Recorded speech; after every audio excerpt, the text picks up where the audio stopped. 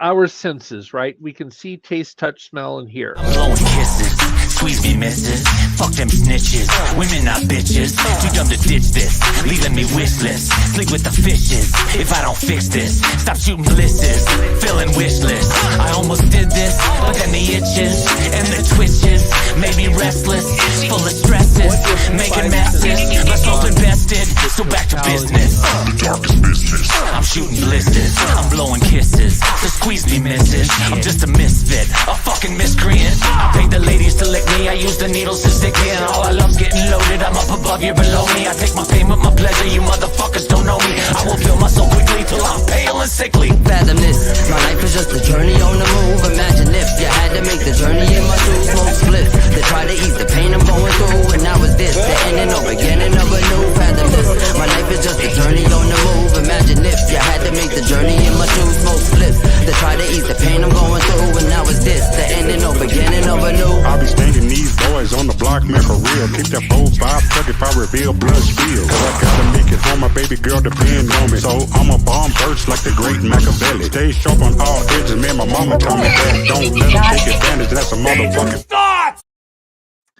Yo, hello, hello, hey, welcome. How are you? What's up? Aloha. This is Dangerous Thoughts. This is the show. It's a podcast. It's a live podcast. This is my co-host, Tyson Strasberg. I'm Manuente Reme. I'm your host. This is the podcast that dives headfirst into the shadowy realms of reality, exploring the edges where most fear to tread. Here we question everything and we fear nothing. We talk shit. We are willing to talk about anything. We bring on people that believe that angels are controlling our reality, that aliens are controlling our reality, that little microscopic bugs are actually what we are in somebody else's bloodstream. We go off the rails sometimes, but I'm really excited tonight because tonight we have a guest that's been on our show before, but check this out. Our guest, Joseph Alexiou, who is a brilliant author. He wrote this book, Gowanus, Brooklyn's Curious Canal, a history of the Gowanus Canal. I'm going to read you a little bit about it. For more than 150 years, Brooklyn's Gowanus Canal has been called a cesspool, an industrial dumping ground, and a blemish on the face of the populous borough, as well as one of the most important waterways in the history of the New York Harbor. Yet its true origins, man-made character, and importance to the city have been largely forgotten. It goes into the deep, dark underbelly of pollution and real estate in New York. Fantastic read. You should check it out. Also, if you're going to go to Paris anytime soon, Joseph Alexiou also wrote Paris for Dummies, the 6th version of Paris for Dummies. So if you want Joseph's Paris trip, you have to get the 6th version of that book. But this guy's a genius, and he knows a lot about money and the history of money. And so we thought, let's have Joseph. He was on episode 4. Can you believe that? Now we're on episode 58. All the way back. Yeah. 58. And we're on like episode 100 because, you know, we started the show as an ex talk show and then sort of decided to end up on YouTube. And most Twitter, to be fair, we started on Twitter. We started on Twitter before it. Yeah, before it became X. You're right. Most of our thousands of listeners actually listen on other channels, but I wish they would all go to YouTube and click like and subscribe. Please do that if you haven't done so already. And if you like Dangerous Thoughts and you're one of the people that tunes in every week, please share it on your social media. Hit that like and subscribe button. As the cool kids say, smash it and share the show. Also, if you watch, help us thrive and bring you bigger and better content. What we want to do is we want to start, getting the Dangerous Thoughts crew together in a big, what are those Colorado vans called? Sprint vans? Is that what they call them? Basically, I'm not in Colorado. Haul ass. We get one of these kick-ass minivans that haul ass, and we travel around the country, and we do live shows with people, and we don't have to wear these stupid headphones, and we actually can sit down and talk to the people face to face that we interview. I think that'd be a blast. So if you watch Dangerous Thoughts and you want to help us thrive and become bigger and better and help us make better content, you can donate to the show by sending your donation via PayPal to dangerousthoughtshow@gmail.com, or check out the website at dangerousthoughts.show. A lot of cool stuff up on the website. You can also buy yourself a coffee mug. Please do. And lots of more fun merchandise to come. So we're going to get to the topics of the week. But before we get there, I want to bring on our guest, because I would like to hear his take on the topics of the week as well. Let's bring on Mr. Joseph Alexiou. Joseph, how are you, man? Can you hear me? Yeah. Oh, sweet. Great. I just turned up on my new podcasting apparatus here. I'm learning how to work it. So hi guys, thanks so much for having me on. It's great to be back. And I'm just thrilled to talk to you about one of the most annoying and interesting topics for human beings, money. Yeah. I'm approaching this as a historian, which is something I sort of weaseled my way into. I have a bachelor's in history. But the history of money is something that I'm interested in, that I would like to maybe write a book about one day. If not the history of money, the history of basically how we do business and how humans interact with each other, and that includes very much the exchange of goods and services and things like money. Yeah. So before we get to money, I have a few things that I want to talk about that happened this week, or that I at least thought about this week. Before I came over today, I woke up and my lady, my hetero life mate, was watching Casey Anthony documentary, and Casey Anthony was talking out for the first time and like talking to the camera and stuff. Do you guys remember Casey Anthony? I'm Googling Casey Anthony right now. All right. now. So Casey Anthony was this girl that everybody thought killed her little girl. And then her father, who was a cop, helped her take the baby and throw it in a swamp like 15 houses up the block. And they found it about a month and a half later. But then this lawyer named Baez, Baez, got her off. But everybody, for a long time has been giving Casey Anthony hell her whole life, because everybody, she was partying. There was pictures of her partying while her daughter was missing. You don't remember this? You guys remember this now? It sounds familiar. Okay. It was a while back though. What I thought was 2008. Yeah. But it was a huge story for a very long time. Still is. So she says in this documentary, Dad raped her from a very young age. Dad was abusive. Her brother also sexually abused her from a very young age. And the way she tells it now is, having dealt with all that abuse and being boned by your cop father at a very young age, and your mother keeping it all secret, even though she probably knows what's going on, just sort of, made her mind completely in an abused state. So she lied a lot, and that was her norm. And she says that the morning the kid went missing, she woke up, Dad had the body cold from the swimming pool, and said, "Look what you did," to her. "Look what you did. Look what you did." She said she came out of bed and Dad had the cold kid. Then the father, who's an ex-cop, says to her, "Look, everything's going to be all right. She's going to be all right." And he disappears for a few hours and comes back. And I believe her. They had all these like psychologists on that were saying that during the trial she was tested and she had no signs of psychopathy, no signs of any of these things that killers and murderers do. I think the kid drowned in a pool that morning while Dad was looking after her, and Dad blamed it on her, said, "Shut up, don't say anything." And she was used to that conditioned, "Okay, Dad" mentality. And then I feel for her, because the whole world thinks she's a killer and thinks she killed her kid and got away with it. And it's a really sad story, but interesting documentary on this morning. You guys aren't excited about this, so I'll just move on. No. I find crime stories interesting. I always have. Yeah. This is a Lindbergh Babies kind of moment, it sounds like to me. Yeah, I mean, the girl for 20 years has had every single person that sees her yell "baby killer" at her, and turns out that it may be very likely that she's the victim in all of this. So That is deeply upsetting and a sign Yeah. of how messed up the world is that we live in. Yeah. Family, good old family matters. Okay.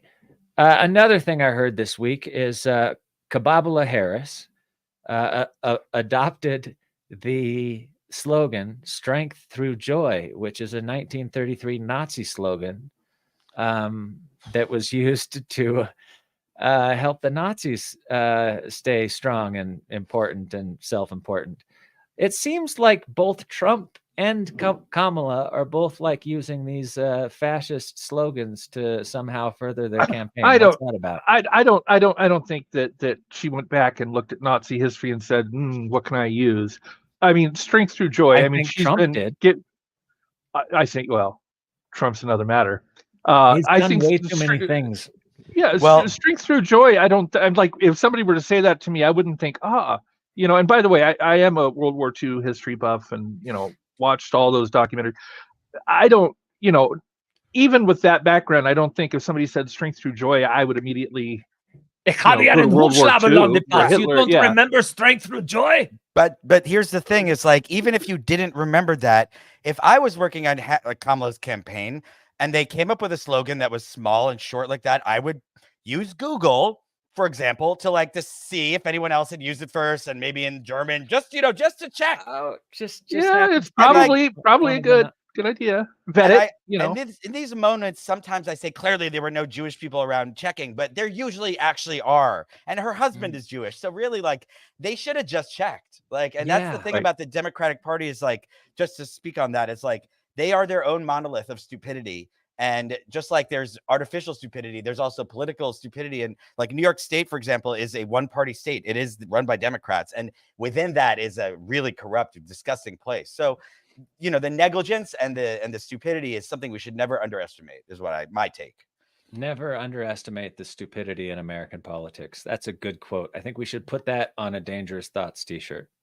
Well, and it just so happened the Democratic National Convention was this week. Oh, it sure was. Boy, was that boring. Really? Oh God! Did you sit and watch that shit? Yes, but I watched the Republican one too, because I'm a political junkie. So I had to watch that, and I watched this, and I guess. No. Go ahead. I was going to say, guess where all of the gay hookers were? Which convention? All of the gay hookers.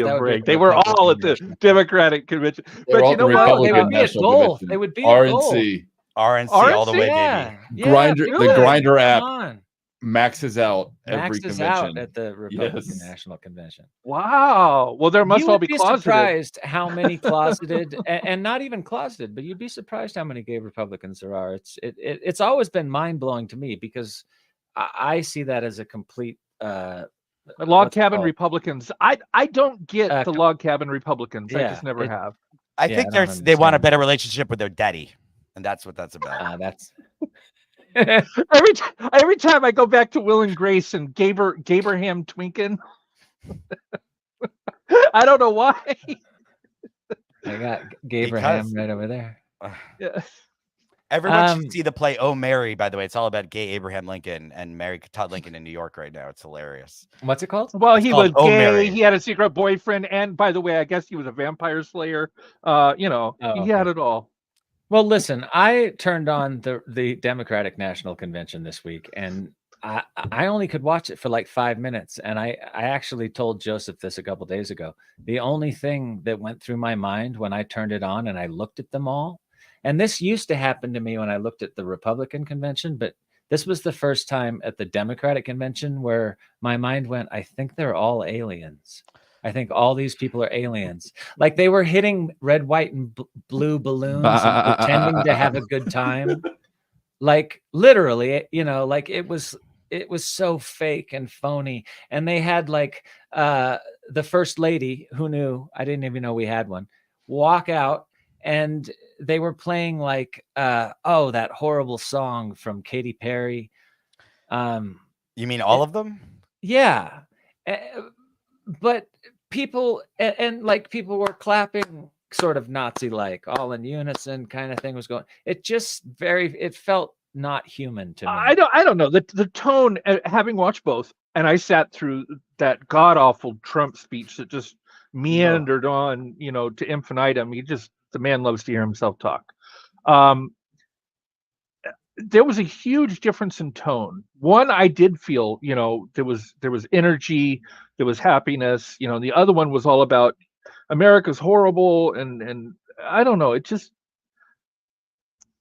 Maybe both parties, and I agree, both parties definitely have issues. But I mean, if I had to pick between Kamala or Trump, I'm just saying, the cop or the con. It's not going to be Trump. It's not going to be Trump. Tough choice.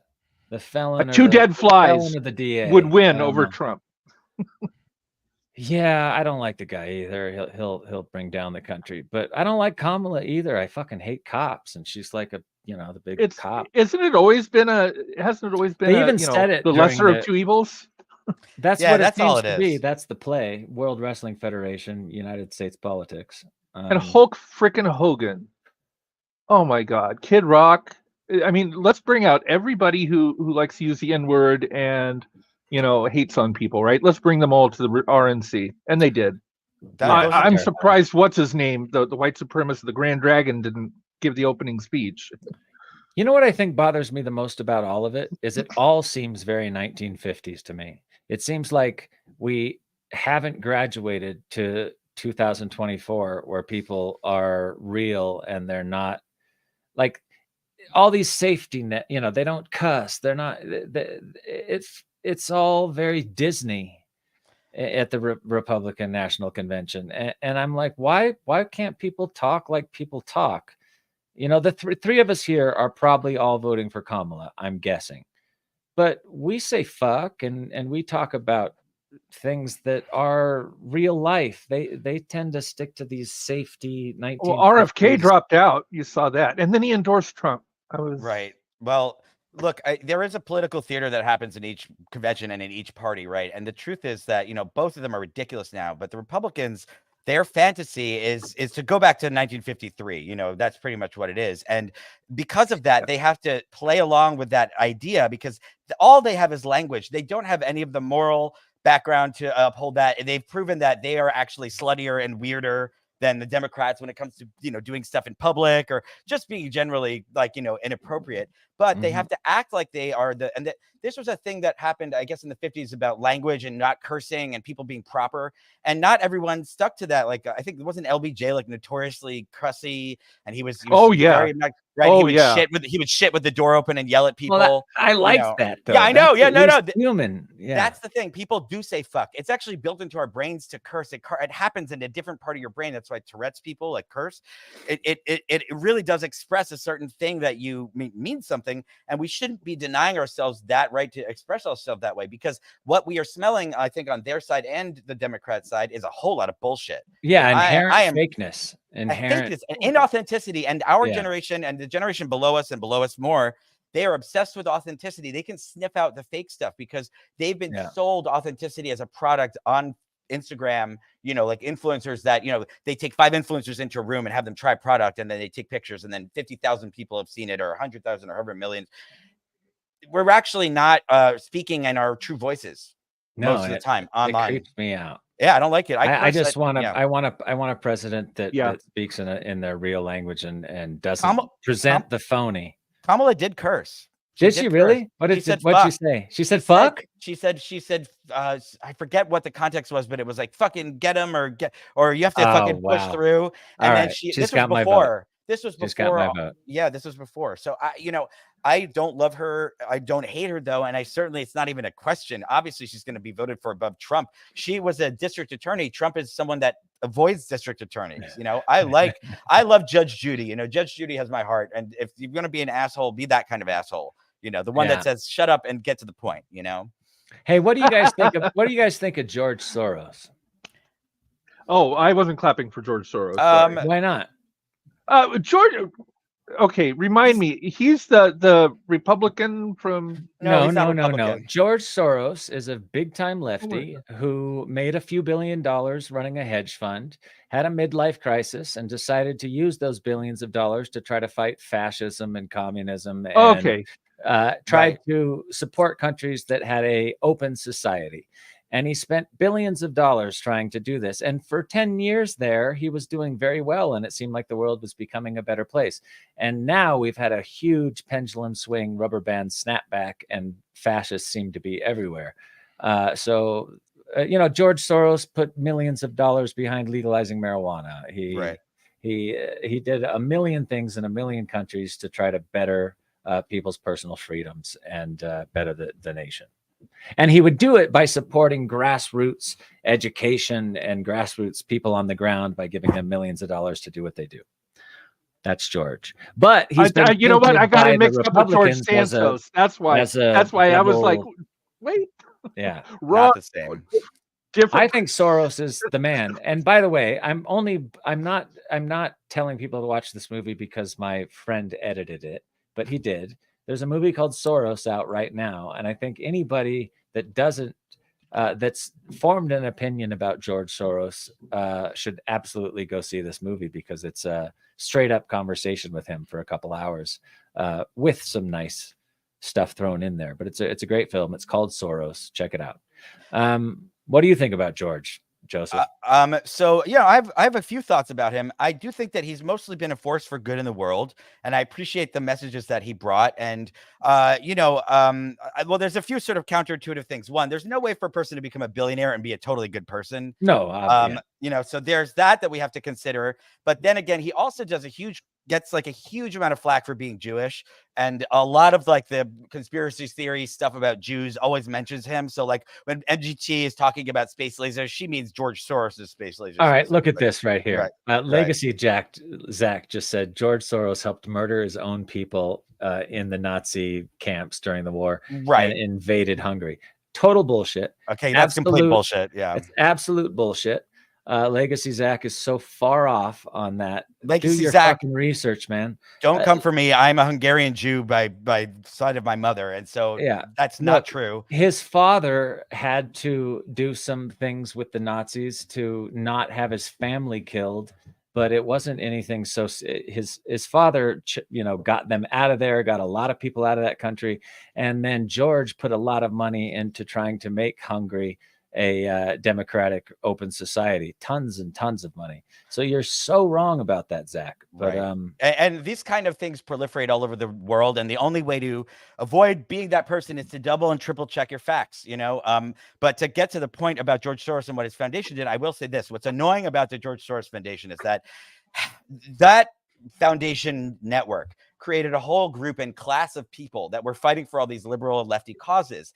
But in doing so, they would often sort of shoot themselves in the foot. And so I know these people that were involved in Prep for All, which was that push the drug that prevents HIV infection. And it was based out of ACT UP in New York, and that they had gotten together and created this thing that would spread the PrEP around so that everyone could get it, not just rich people or people with insurance. And then it turns out that there's this thing that happens where within the hierarchy of people involved in these nonprofit organizations, they get caught up in the language of liberalism and leftism, and they use it to stop arguments that have nothing to do with anything. And what I mean by this is they will throw in you're being racist to someone who's not being racist about something nothing to do with race, just to derail the conversation. And that conversation derails whatever legitimate goal XYZ subgroup of people are trying to achieve. And I know I'm being vague. It's just that I can't talk about what I know for sure but happened with that place.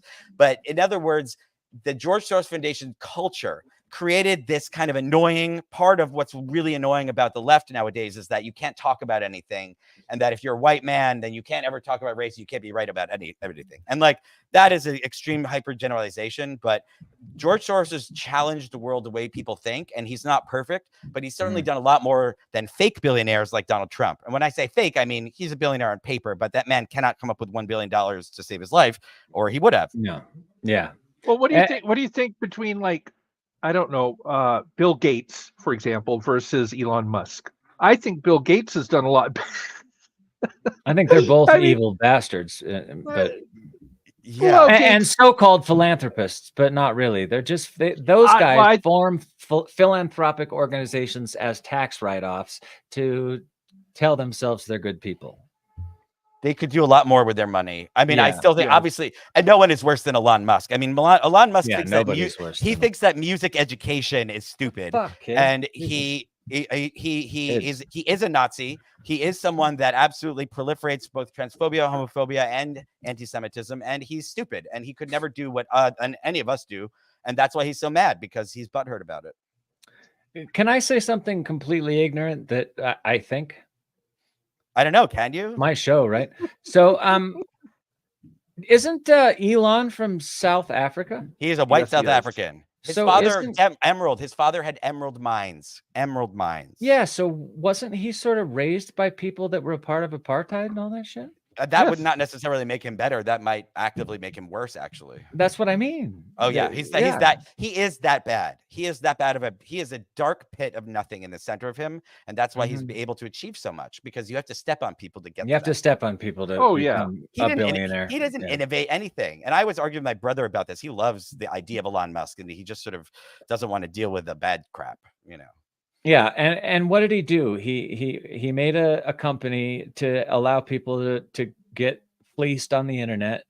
And then what did he do? Then he made a bunch of cars that actually don't do much for the environment. 7 years you have to drive one of those cars to start getting a positive reaction from the design is garbage. I hate the design of every single one of those cars. And now he's launching fucking rockets and actually launching so many things into our lower Earth orbit that he might stop us from ever leaving this planet.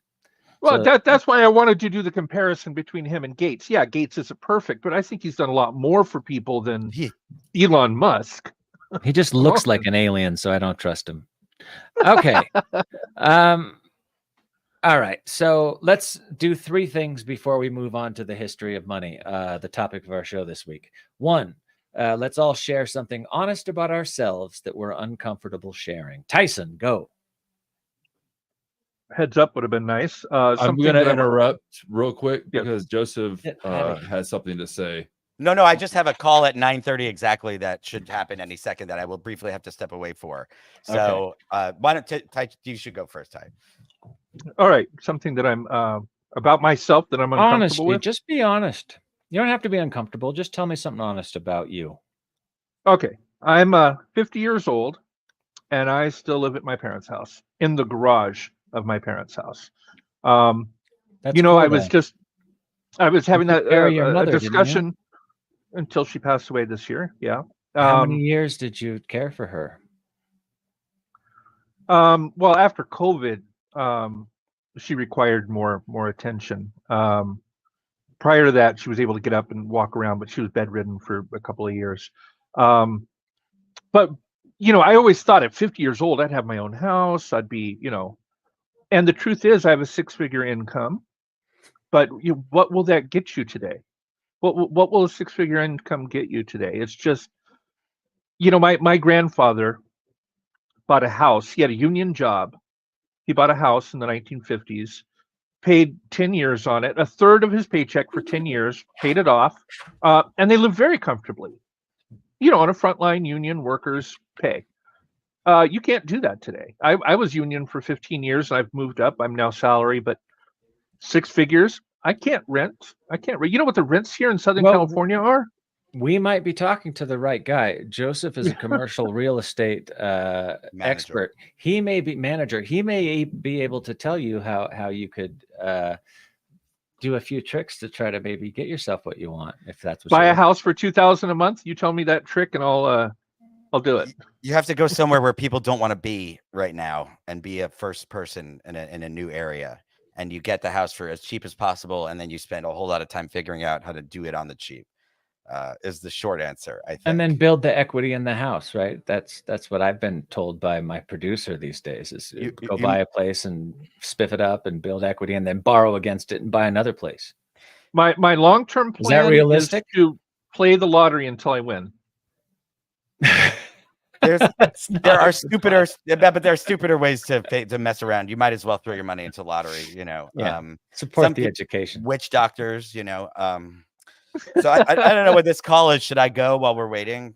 Did you get a call? No, it's supposed to happen at 9:30. So I'm not. Yeah, should I just go and save my uncomfortable thing then while we're doing that? Well, whenever can they call and you'll be able to snag it? I could just call her. and see if she answers the phone, and that way we stop talking about me and talk about the show. Well, why don't we wait until she calls you and then just step away? All right. We'll figure out. We've babbled about things for we can handle it till you get back. All right, so let's go into money a little bit till you get your phone call. Sure. So let's start with Joseph Alexiou's brief history of money. A quick history, a quick summation. A quick history of money. So the truth is that nobody knows actually the exact origin of money because it predates written history. But we know that it popped up in several forms. And if you think about it in a broad term, and the Wikipedia version of what it is that the history of money is the development over time of systems for exchange, storage, and measurement of wealth itself, the value itself. And it's an abstract thing. And so money is a way of, as they say, fulfilling these functions indirectly and in general, that rather than directly, as with barter. So in other words, money is the step between a barter exchange where a value is assigned to the thing that you're trying to get rid of and the thing you're trying to get. And it is the midterm between those things. And so since we don't know exactly where it came from, we know that things became money as a medium of exchange. And the things that people were trying to exchange were things like livestock, cows, goats, etc., grain, but then also things that were maybe beautiful that didn't have so much a function, like seashells that were pretty, or shiny metals that built into rocks. And those are things that are exchanged for commodities being like fruit or, pound of lemons or whatever. But commodities also can be used as a medium of exchange. And so the brief list in Wikipedia includes gold, silver, copper, salt, peppercorns. Hey, we fought like 100-year war for salt. Exactly. Yeah. Jewelry, watches, decorated belts, alcohol, cigarettes, silk, cereal, candy, nails, cocoa beans, etc. So there have been many things used as a medium of exchange. And again, we don't know exactly where it comes from. However, we know the first representative money, or money that was printed basically on paper as a medium for exchange, probably came out of China.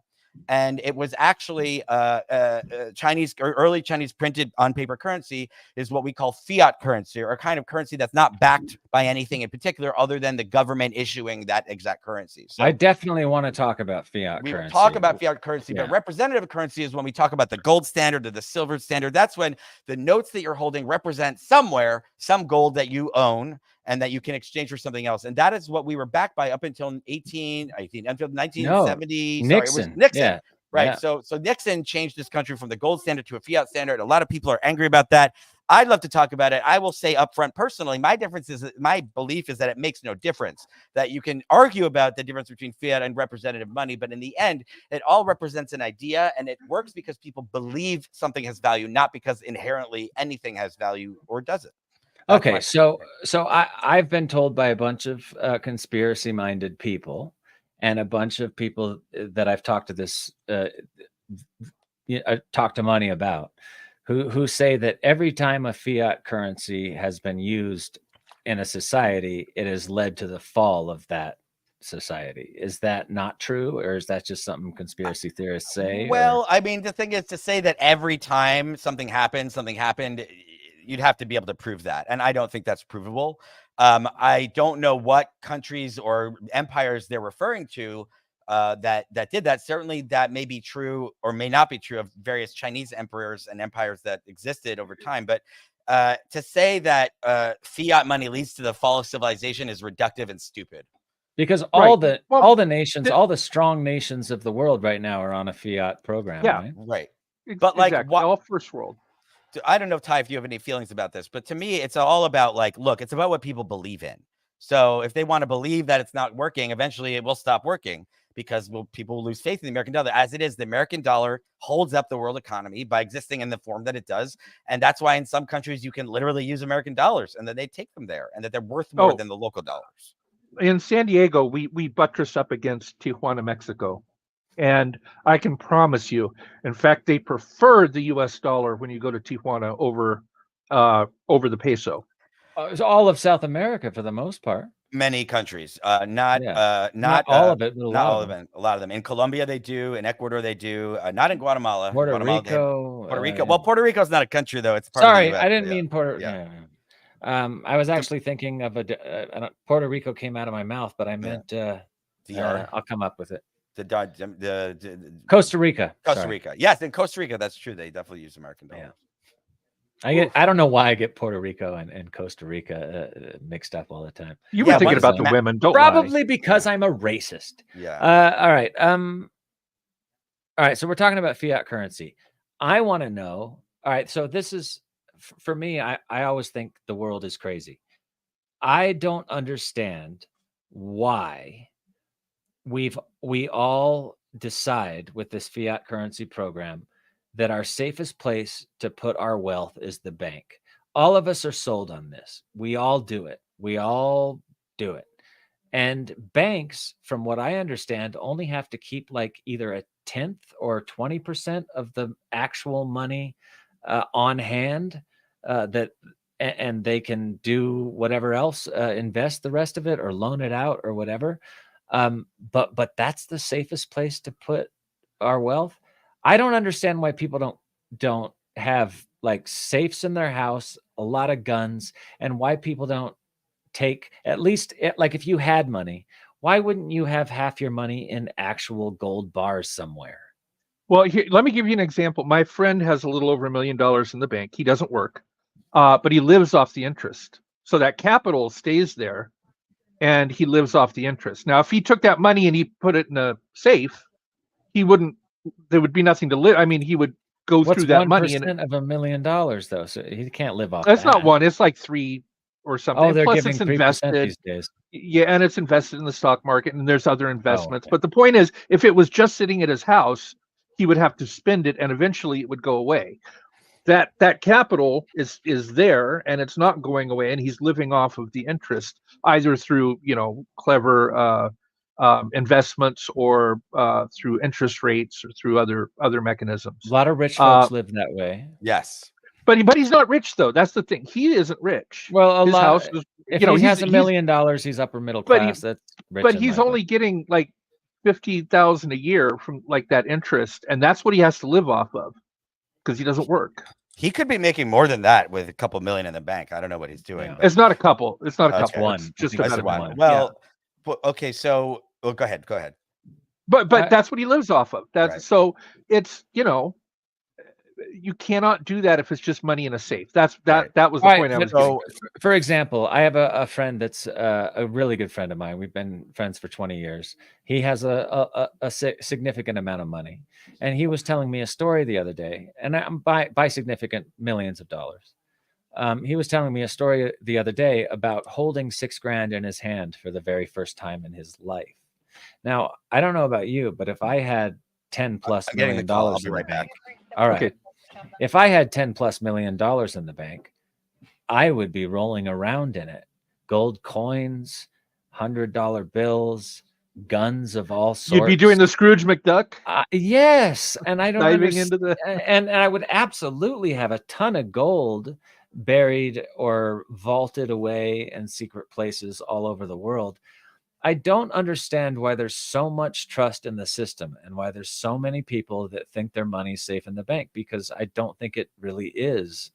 Is it my paranoia to think that, being a hippie kid? Or my money's always been safe, but then again, under normal circumstances, under normal a run on the bank, yeah, but under normal circumstances, it's fine.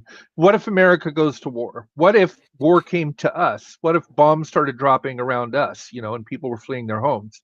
That's when money in the bank would be a problem, because it's not tangible. It's not there for you right now. Like if we're reduced to third world actions where we're bartering for stuff, real gold and other things would have intrinsic value, where I can't say here's my ATM card when there's no electricity, right? But that's the truth of the matter, is like, for the most part, money is not tangible. We walk around calling this shit money, and it's really just, most Americans have loans on these things. I wouldn't show the front and back of my credit card on camera, but whatever. That was pretty dumb. Yeah. But just my opinion. Shit, man. Someone's going to pause that shit. I'm an idiot. But well, there goes my money, right? See how safe that is, right? One little you can show paper money. You can show paper money. I think that's I'm broke. But yeah, I mean, you will be in about 5 minutes. All right. Yeah. Don't give anybody. I'm such a fucking dumbass sometimes. But why? Why are we running around? I don't know. I wish that we were more of a like, and money, gold especially, is soft. We could all have. I don't understand why anybody with like at least a couple $100,000 doesn't have $50,000 of that in gold.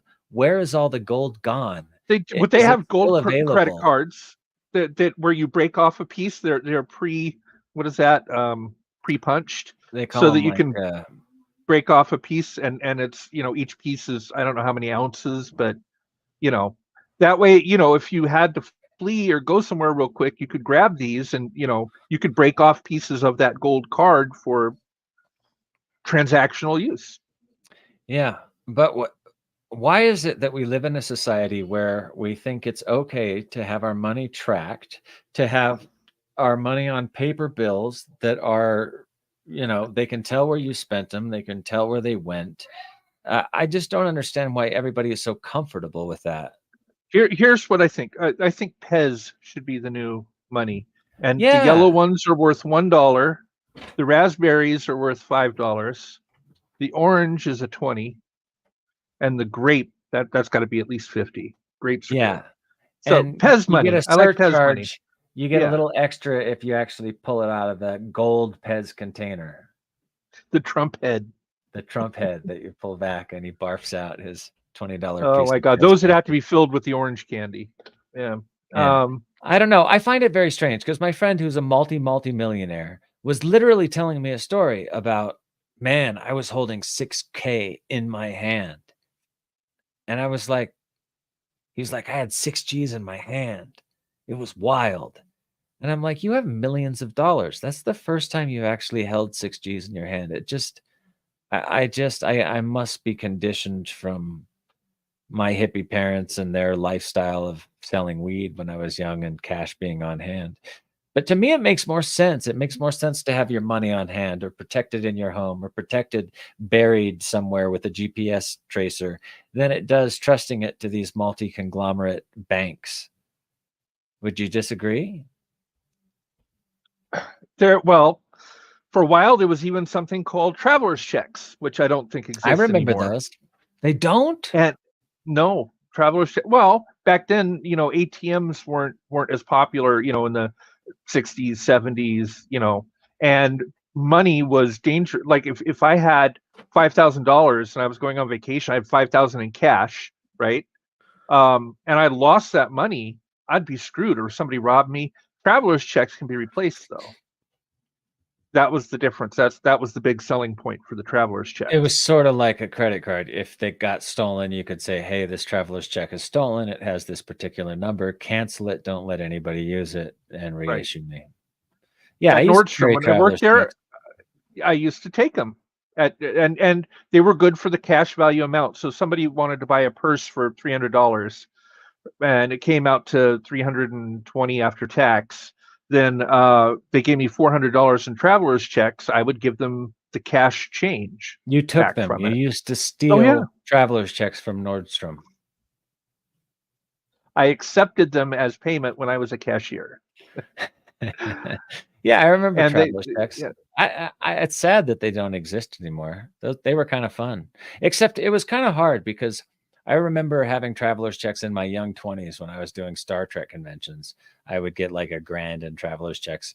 And sometimes places wouldn't accept them. They were kind of a pain in the ass to use sometimes, or they couldn't break them, or some businesses just wouldn't accept them. Nordstrom was hoity-toity. We took them. Yeah. So fiat currency, to me, dangerous. I'm interested to see what Joseph has to say about it. I'm wondering where all the gold is. Why did Nixon make that choice? Why did he take us off the gold standard? Did we run out of gold? Did we get our gold stolen? Real question. What happened to the gold, right? There's only been 2 public audits of Fort Knox, and I think Catie can maybe correct me if I'm wrong.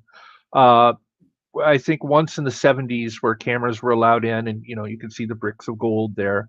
They were there in the 70s for sure. Yes. Okay. Is it still there? Probably. It's still very, very heavily guarded. But how much of it is there? What is its current value? It's not there to back anything. You can't make weapons out of it. You can't eat it. You can't, like, what are we saving it for if it's not attached to money? I don't know. That's like if I had $3 million. That's a question for Joseph.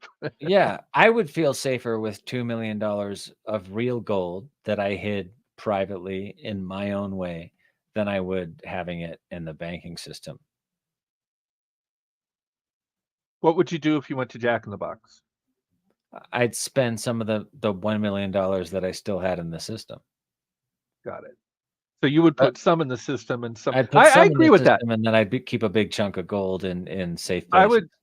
I would probably now if we're talking millions and millions. Say I had 50 million, I'd probably have most of that either invested or in bonds, some of it in the bank, and a huge chunk, maybe a couple of million, in the form of cash, gold, and other things. Yeah, that duffled I would up like a gangster, like a fucking gangster. Duffle that shit up. Yeah, no doubt. With a Mossberg shotgun right in the bag. Right. Well, you got $1 million in a bag, you might as well have a Mossberg in there. Because somebody might try to take your bag. No, that's Mike, who normally doesn't come in when we're having Mike a show. Is back there taking your gold while you're not. Nice background. He's studying. There, Mike. He's studying for this. Ham radio? Yep. No. Okay. Yeah, all right. It's a ham radio. That's what he's studying for. We're gonna do a show on ham radio at sometime in the future. I'm sure we're gonna get thousands of listeners, but I am interested in ham radio. I wanna see what you find so fascinating about it. Okay, look, 1787, George Washington wrote to Jabez Bowen regarding the Rhode Island pound. Paper money has had the effect in your state that it will ever have. To ruin commerce, oppress the honest, and open a door to every species of fraud and injustice. So George Washington wasn't a big fan of paper currency. Oh, well, I'd like to say I remember, but a little bit before my time. Yeah, but not that far. I mean, our founding father, the dude, was against paper currency. So what do you think he was for? Like coin, silver? And also, that's another thing that scares me, right? Is there gold in Fort Knox? Legacy Zach. All right, so Legacy Zach, I agree with him on this one. I don't think there is. I think somebody has all the gold, and I don't think it's the United States. I don't think Fort Knox has nearly as much gold as they say. And I also think it could be completely empty. I don't know, but I feel like gold is missing, and I feel like the interest in gold is completely missing, and I feel like that has been something that society, the government, CIA programs have tried to convince the populace not to buy gold, not to safeguard gold. But when you talk to anybody that's not a Philistine, and sorry to use the word Philistine because that's a whole nother story, but somebody that's not dumb knows that the only thing of real value that you can count on is gold. People will always want precious metals and precious stones. Yeah, diamonds. Diamonds are going to go out the window though, because we can make them now. Supposedly, they can tell the difference between a lab-made and a natural diamond. No, they can't. Not anymore. That actually, almost 10 years ago now, they've been able to produce diamonds that they can't tell the difference.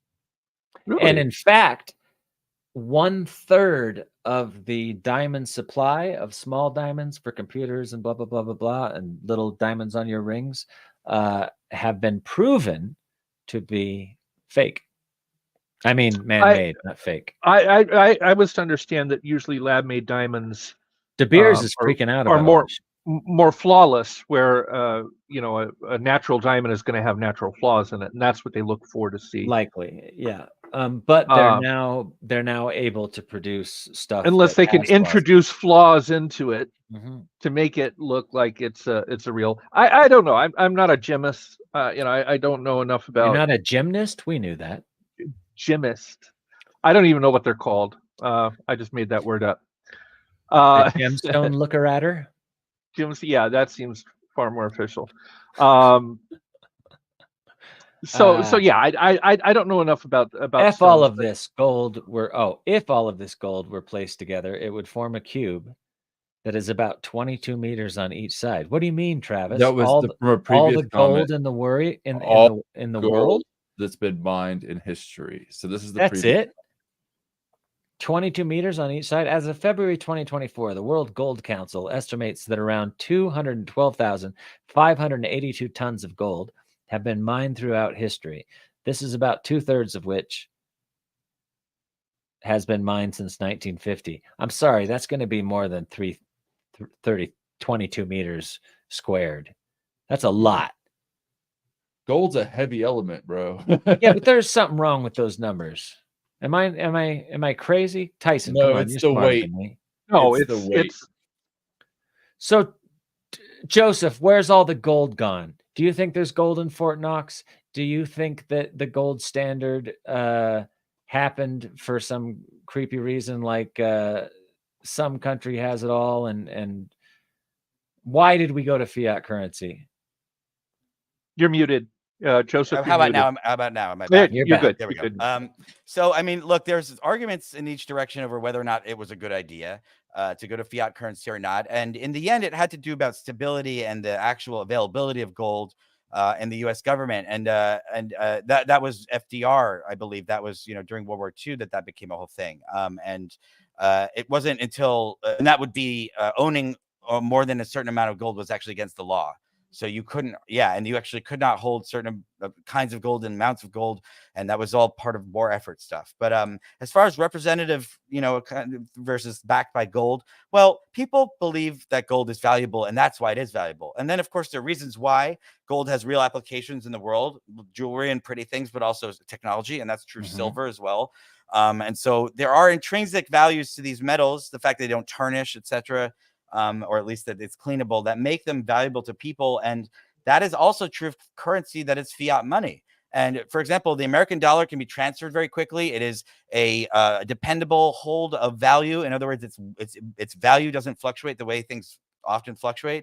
And there's a lot of arguments about crypto and why it's not as great as everyone wants to believe that it is. Let's not go there yet. Let's not go there yet. But people that talk about fiat currency, they're mad about things. And you guys were talking about inflation before, why it's not smart to keep your money in a safe, because by inflation standard, it will just lose value over time, and then you will not get your money's worth of your own money. But the way that the Fed and the way that the governments usually do things is to create a situation in which I believe there's 2%. I forget what it is exactly, but there's a certain amount of inflation that they want to happen. And then there's a certain amount of basically they want to be able to control how quickly and slowly the value of the dollar grows so that companies can afford to pay their employees. And frankly, it's like witch doctory. I don't know exactly what the truth is, but in the end, people believe in the stability of a certain currency. That's why they hold on to it. So they believe American dollars are worth more. And that was true in the past of, let's say, my father, when his parents moved out of the village that he grew up in the north of Greece and down into Thessaloniki, the big city, they paid for their new apartment building or the new apartment that they were living in with gold coins. But they were particularly gold sovereigns from England, not the local Greek currency. And that's because every day that would fluctuate so much. Nick says it's all about controlling belief. Currency is one tool. Sure, I agree with that. That's right on the money, as they like to say. But nice. I'm not disagreeing with people that say, well, the Fed is trying to control people, or they're just trying to control us. Yeah, dude, that's the point of government, to control us. There's a lot of anger about how things are, and not really any much ideas about what we should do better, because all that they've come up with is crypto so far. And I'm just going to say it, Manu. All of y'all that believe in crypto need to calm down. Yeah. I'm just saying, it's not any different than dollars. It's actually worse still than dollars. And it will never be a good source of holding value until they figure out how to make it work faster. Here's what happened to me. I had $100 in Dogecoin. back when it was 2 cents, and I got a flat tire, and I cashed it out, I think, for 3 or 4 cents. I've doubled my money. I'm not going to cry about it. But it was like a week later that it spiked to 70 cents, and I almost had a heart attack. My $100 would have been thousands and thousands of dollars, but who knew? I mean, that's the thing with the market. You just don't know. It's just gambling. You're talking about gambling. Just talking about gambling. Yeah. Well, that's Wall Street in general. You're just talking about gambling, aren't you? It's just a Stock giant casino at the center of trading everything. is gambling. No, you're talking about a friend that has a couple $1 million. If you have a couple $1 million, what you should do is invest in municipal bonds and other kinds of very slow growth things that will give you a dividend, ideally with no taxes attached to it. That is what rich people with $4 million will do. They'll park that in the bank, and then they'll make 180 grand a year or something around there. With 4 million, maybe I don't know what the metric are exactly, but you can make a living income based on, in theory, the cost of living where you live if you have a certain number of millions in the bank. And then actively, I argue that person is rich. If they're not rich and they have $1 million in the bank, what are they then? Poor? It's hard to say what rich and wealthy is. That's so I'm not going to say first or last names, but my friend is in a trust. And so this money he can't just go to the bank and pull it all out. Right. So he gets an allowance, if you will. I don't know what else to call it. A dividend.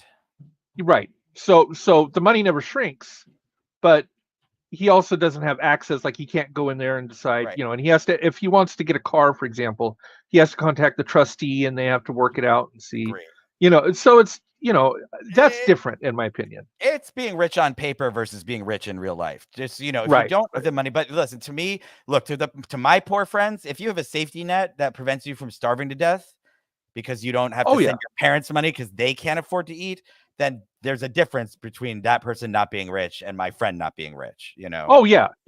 And I'm technically rich if you want to look at that metric. So I'm rich if you look at people who live on the street. At least I'm in rich the garage, if you look at the amount of people who love me. Oh my God. Bye guys. Have a great show. All right. So wait a second. I found this quite interesting. A central bank introduces new money into an economy by purchasing financial assets or lending money to financial institutions. Commercial banks then redeploy or repurpose this base money by credit creation through fractional reserve banking, which expands the total supply of broad money. This goes down to basically by giving loans, banks get that the number money paid back, and then the money, the usury or the percentage that they make on top of the loan is kind of created out of thin air. And supposedly the banks subtract the out of the system the money that was paid back. So that's how money is created, besides us just printing it, according to Wikipedia, whether that's true or not. Well, I found that interesting. I know you guys were talking before. You were talking before about how it is that banks, when they actually don't hold on to your money, they actually put it out in the world and use it, and they only hold on to a certain percentage. That's always how banks work, because they have to lend money in order to make money. They're loan shark. Banks are just loan sharks, and they have the ability to make different kinds of loans, right? And that has been ideally it was, you're keeping your money here because it's much safer than keeping it in a place where it can get stolen. You have to afford the safe, find a place for it, make sure no one can bust it open, so on. So, their business extends to beyond that. And I have to say, it used to be that you couldn't have like banks that giving mortgages and do your brokerage stuff under the same roof. There were rules about that, but all those rules are gone now. And so banks can do more or less whatever they want. And yeah, if you want to not make money off your money, then don't keep your money in a bank. Fuck yeah, I'd still take gold.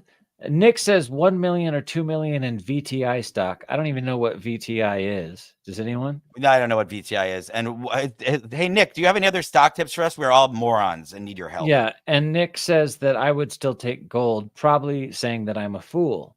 But honestly, I think gold is where it's at. And I think anybody that knows anything about reality knows that gold is where it's at. If you actually want your money to stay at least what it's worth, and you have $2 million, go get yourself $500,000 worth of gold and hide it well. That will never not be worth something. So here's the thing. Look at the history of the world. People have always wanted gold. Gold is a safe bet because there's a limited supply of it. But like, here's the thing. If this person is really talking about $1 million of gold versus $1 million in Vanguard ETFs, there's no difference because you said it was $1 million. So there's not like some kind of tax problem because you sold the gold. Also, if this person wants to buy gold and sell it and like own it, no one, that's stupid. No one would do that. No one would do that.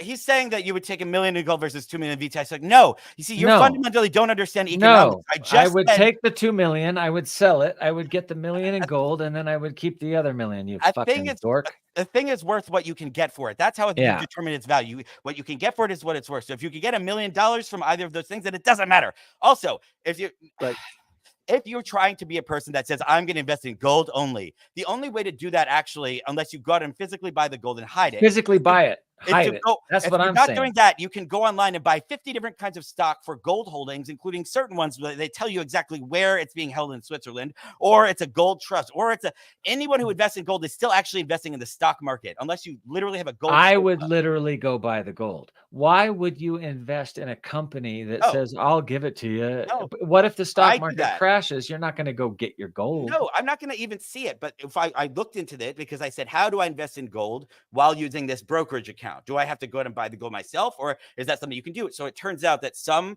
places advertise stock in a company, and their only thing that they do is store the gold in a bank in Switzerland, and they tell you which bank and they tell you where it is. And that's the featurette of that entire product. And anyone can buy any amount of that if they want to. And that's how most people buy gold these days. It feels like that's just in 2 bags with big guns. It feels like a new gold standard, right? Just like when the U.S. was on the gold standard. You know, here's a paper note that says you have this much worth of gold in Fort Knox. Same thing, you know. Gold go back to that. What tickles me really quick to what Joseph just said, because I love this whole thing. You know, what's heavier, a pound of feathers or a pound of bricks? Right. It's a pound. It's the same weight. If it's worth $1 million, it's worth the same thing, even if it's a different thing. Like, it's not like, I mean, like, come on, guys. Like, I think there are so many of these funny arguments that are really like debating like the semantics of what people are talking about, not the root of what it is, which is, why is something worth money to people? Why does it have value? Why do people covet that unused labor, that unbought thing? You know, it's just a medium of exchange. Like, where is it in The Wire? I think Omar, he says money doesn't have any owners, just spenders. That's true. Okay. Yeah. I just had a good thought and I lost it. It must not have been very important, or you wouldn't have forgot it. It wasn't a dangerous thought, right? It was dangerous. It just slipped right out of my ear. It was so dangerous. Why don't we put up a picture of that Chinese currency that I showed? Yeah. Okay. So tell me about ray stones. Well, we can do that too. So why don't we go to ray stones first? So one of my favorite things that I love to argue about crypto people with is that there is no difference between crypto and one of the oldest, but also one of the heaviest and largest currencies on earth, the ray stone. And there's a picture of it now. And those stones are huge. We're talking about, this is the size of a person. I love them because it's really a very interesting currency. So this is known as the largest currency on earth. And it is, it comes from, hold on, I just got to pull up my notes really quick. For some reason they were closed. But they come from a stone, from the Yap Islands of Micronesia, and they're called Yapese stone money. And they're made out of limestone, and it's basically a disc with a hole in the center, like something you would like Chinese money looked like. And the smallest can be small, like a couple of inches, but the largest ones are like 12 feet and like 20 feet, 20 inches thick, and they weigh 8,000 pounds.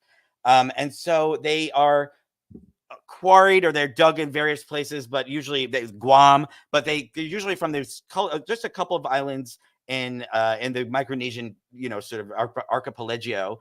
And they were mostly used as a ceremonial gift, like during a wedding or when someone died, or if there's someone gets married, right, you're going to buy a house. They might use the rhinestones as exchange for the house. The ones that are the most interesting are the ones that are stationary, that don't move because they're too difficult to move. And so while there are about 6,000 of them on the islands, there's only so many that are not movable. And so what I love about them is that instead of moving them, their histories are established by an oral tradition of like a poem or story.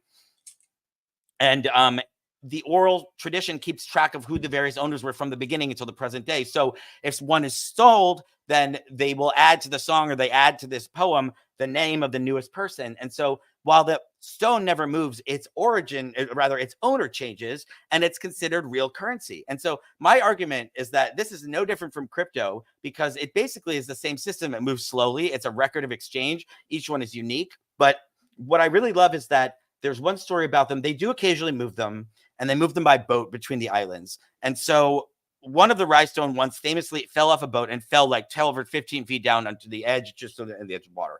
And even though it was not visible and under the water, they still considered it fully existing as part of the economic system, and people would trade it even though it would never move.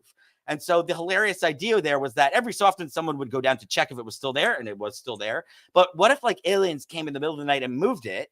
They would still be trading it, and it would have value until someone went to check to say, oh my God, the aliens finally took their rhinestones back, or whatever it is that you want to say. But the point is that value exists because people believe it's valuable.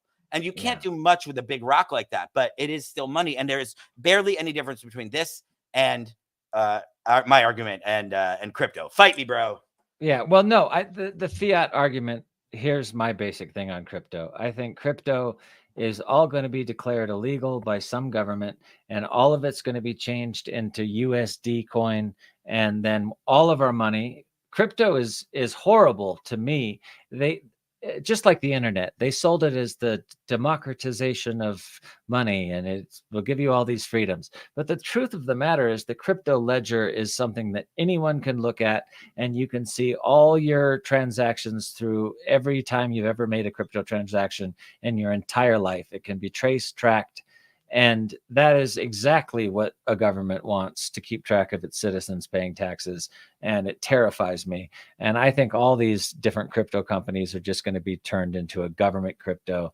And that's going to be the future of our money until we figure out something like Star Trek, where we don't have to. I always thought it would be biometric, right? That we would get rid of plastic cards, papers, coins, and it would be biometric, your eye, your thumbprint, your face, right, like my phone. And, my employer would, put it on, in some kind of account that was linked to my biometric. And whenever I went to buy something, I could just use my thumb. I think that maybe. I mean, we're on our way. What is it that in back? There's already people with stuff in their bodies, right, credit card chips and such. He goes, "Hey, happening. Hey kid, would you thumb in $100 to save the whales or something?" That's like the third right. Back to the Future movie. Yeah. Well, people are getting chips under their skin. I mean, dogs have them, for Christ's sake. So if that's, eventually they're going to start tagging us too. And people are. But the thing is, you don't need to tag though. You're biometric because it's unique. Yeah.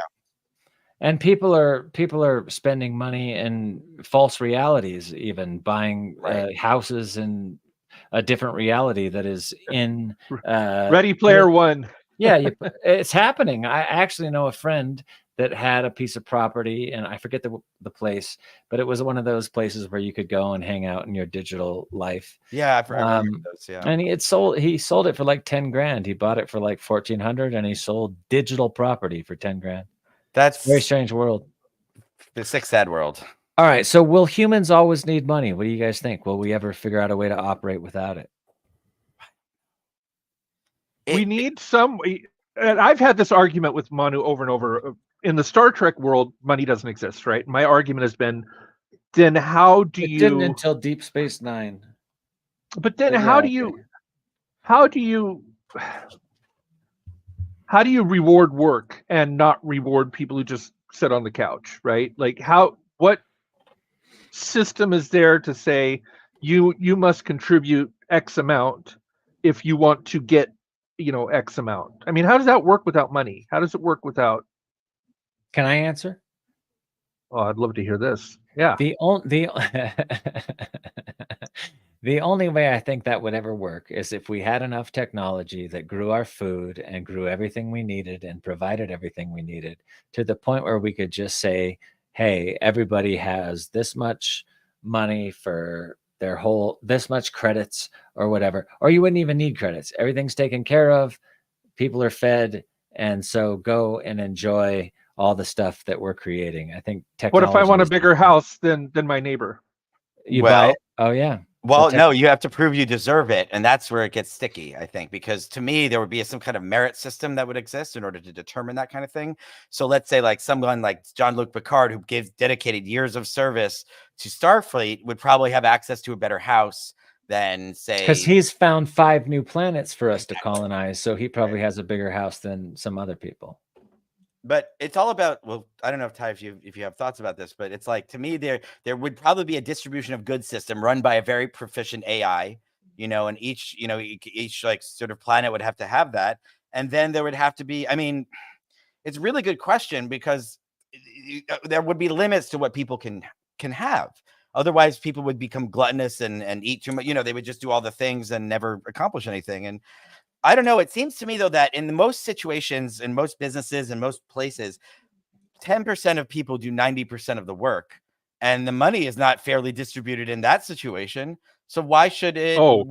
How does it really? How do we get a better thing than money to work? I agree. They say that the top 1% has more money than the bottom 99%, which is hard to believe. Well, it's people hoarding it, and we used to have 90% tax rate for the richest people. We don't have that anymore. My buddy, one of my rich friends, is very much like, hey, we should have a cap on the amount of money that you should be able to have. Yeah. If you make, and it should go up with inflation if inflation keeps existing, of course. But, if you have $50 million personal income, seriously, you don't need any more than that. So his argument is that as a rich man himself, he's like, what am I going to do with $30 million? That's ridiculous. I don't need all the decadence and all the bullshit. So I give it away, and I give it to people who need it. I give it to people that can use it better. And I try to keep money coming in through sound investments, but I give it to people that need it. But look at CEOs, for example. 100 years ago, not many people think like that, but a CEO might make 10 to 20 times what a frontline person would make.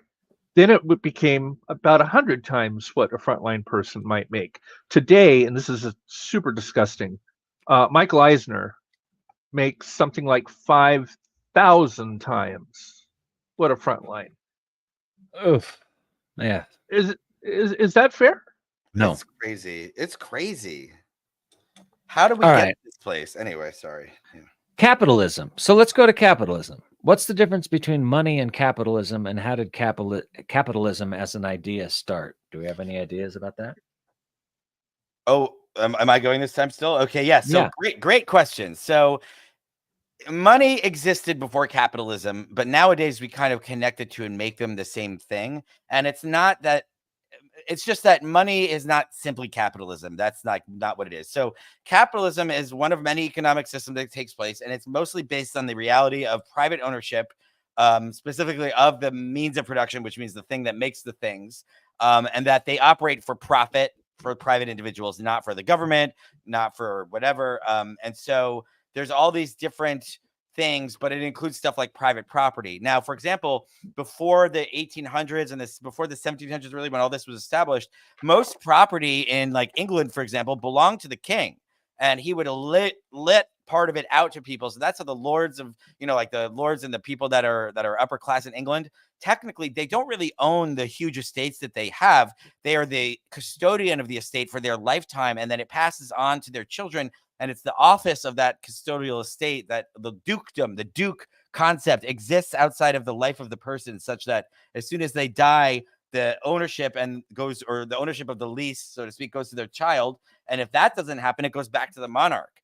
And so it really wasn't possible to be a private owner unless you were highly raised up and considered a peer of the realm. And so, it didn't all just develop at once. This developed over time. And capitalism is, again, it's effectively about private people, not the government, and not groups of people collectively owning the thing. And that fulcrum, that one person of the capitalist enterprise, is supposed to be the thing that represents both the people that work for him and himself and the entity. And it's very strange. Ty, I feel like you have something to add. Well, I was thinking that it seems like it's the counter opposite of communism, where communism, there is no private property, no private. And on paper, and this may sound horrible, but on paper, communism looks not bad. Right. You know, it kind of looks fair. It looks equal. It looks like, you know, people are being treated fairly.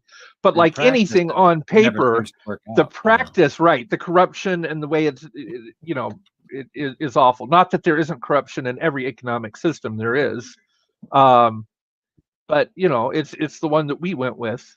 Right. And you know, I think I would still prefer capitalism over communism and some of the other economic systems. Well, me too. But I'm wondering, is there going to be a great thinker in economics that comes up with a new system someday?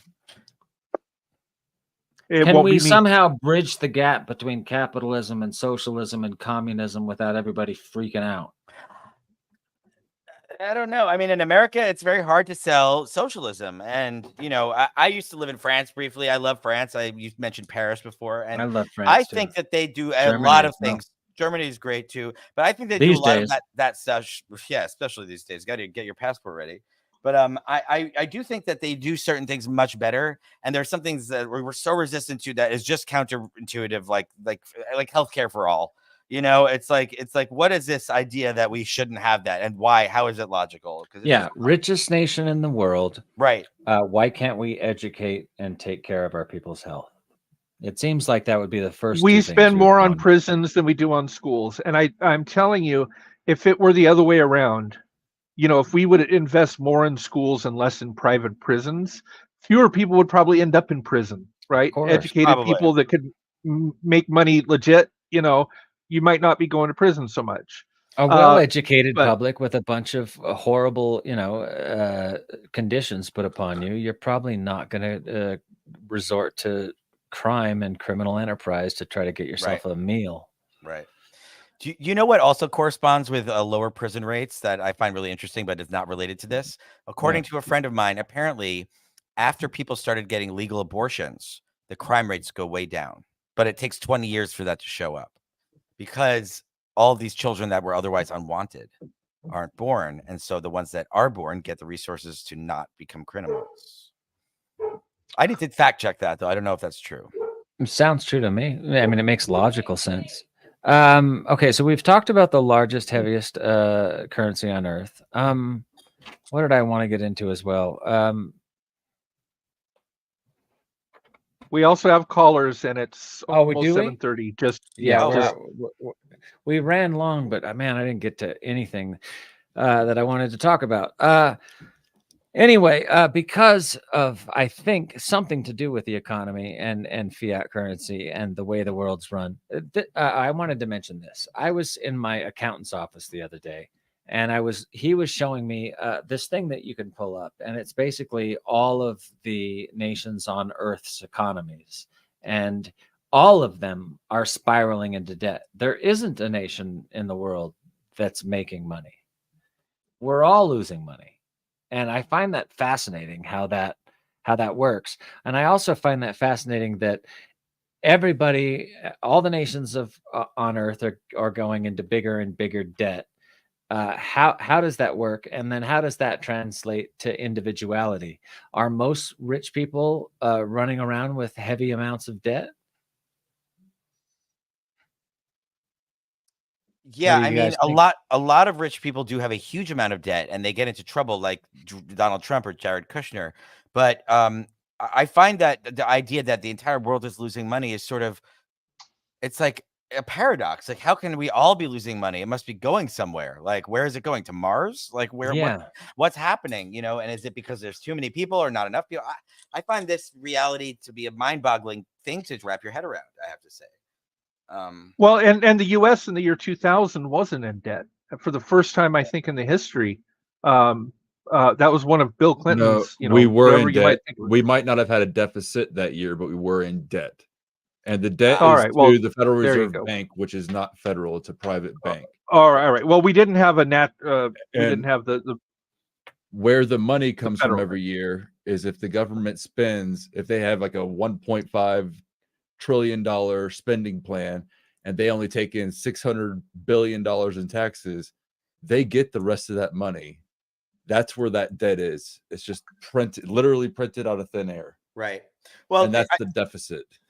tell me if I'm wrong, but don't they have to get some other bank to issue bonds that are a huge amount and they buy them or something like that? It's the Federal Reserve Bank that handles Federal all Reserve right, but Bank. they call the Fed is just a name that's not federally owned. Yeah, it's not federally owned. So the Fed, by the way, right? Is that the same thing as the World Bank? No, it's not. Okay, so the Federal Reserve is a privately owned bank, a very powerful bank that was established. Was it established in 1913? And that all of this magical stuff with money started in 1913, and it was all policies that led to where we're at today. And it's only getting exponentially worse. So in a closed session of Congress, we not only established the Fed, but we established income tax, right? Yes. So much came out. And income tax was originally only supposed to be for rich people, but every time they tell you something is only going to be for rich people, and it's going to apply for everybody. Goes the other way. So prior to that, because right now most really rich people don't pay much tax, and most very poor people pay the. It's because rich people understand the tax code and how it works, or they have and the accountants loopholes. that understand the loopholes. Right. Exactly. Nobody understands the tax code. I will make that argument. Nobody understands the tax code. Are people being philanthropic because it's the right thing to do, or because there's a tax break? There's a tax break. Tax break. Go to Davos and hang out with those folks and see if any of them really have philanthropic ideas. I tried to raise money for a block party in my block, and nobody wanted to do that either. So I can't even imagine people in real life doing it. Well, okay. So since we've gone over time, I had some other stuff I wanted to get to, but let's take some callers. Who's first?